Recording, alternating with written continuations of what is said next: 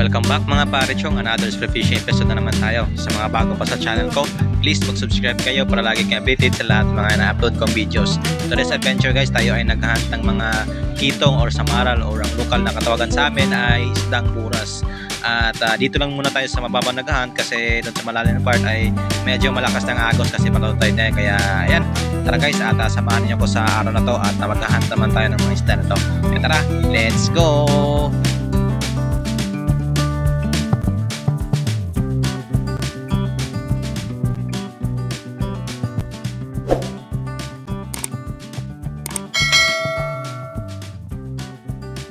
Shoutout nga pala guys kay Jun TV Vlog, kay Kiax Fishing, kay Sagay Adventure, shoutout din kay Kuya Nor TV, kay Kapchuka Adventure, shoutout din kay Vinobix Vlog, kay Kalugod TV, shoutout din kay Lennox Fishing Adventures, kay Rinan Fishing Adventures, at kay Antonio The Hunter Mix Vlog. Maraming salamat po. Mga parechong, yan, good morning po sa ating lahat. At yan, napakalinaw po ng dagat natin ngayon. So, balik na naman tayo sa pamamana. Ayan, so ito na po yung gamit nating pana ngayon. Napalitan na po natin ng bagong shop, yung tinangayan tayo ng GT. So ito yung kakatapos na natin gawin na shop. Shafting natin, ayan. Mahaba na po ito compared dun sa tinangay ng GT natin. Pero same sizes lang po laki nito. 4.7 mm. Ayan, mahaba po. Mas mahaba pa sa akin yung speaker natin. So yung ginamit natin sa last upload natin, yung 120 cm ay naibenta na po natin. May bumili po sa spear gun natin, si Sir Vic Binabuntora ng Zambales. So ayan. So ingat po sir sa pag-dive nyo. At sana po ay makarami kayo ng huli sa spear gun natin. Naibenta natin kasi kailangan talaga natin ng pera. Meron tayong pag-iipunan. So balik na tayo sa spear gun natin na palagi natin ginagamit. So ito yung palagi natin ginagamit. Kinulayan ko na lang ulit ng kulay itim. Ito, napakatulis ng shafting natin. So tara guys, magda-dive na tayo dahil madalian na yung agos dito sa spot ngayon. Medyo alanganin pa kasi. So tara.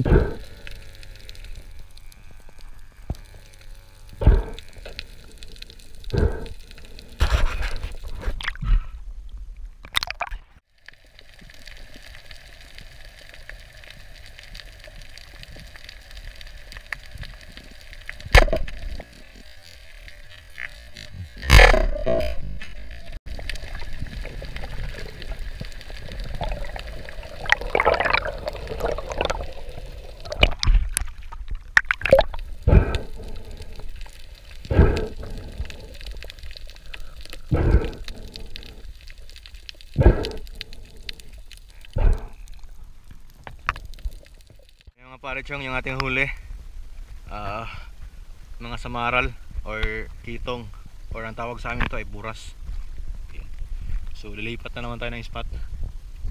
Magbabasakali tayo dun sa tapat ng isla namin. Baka makadali tayo dun. Ang oras mo natin ay alas 7:39 lang. Aga pa po. So lilipat na tayo. Let's go.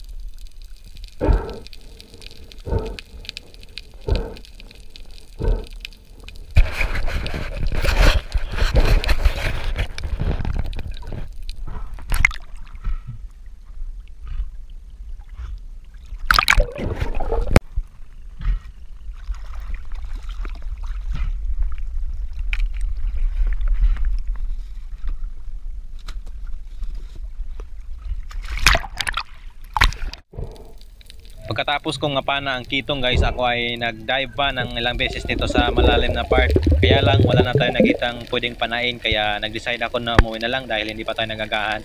Yung huli nga pala natin guys ay binenta ko.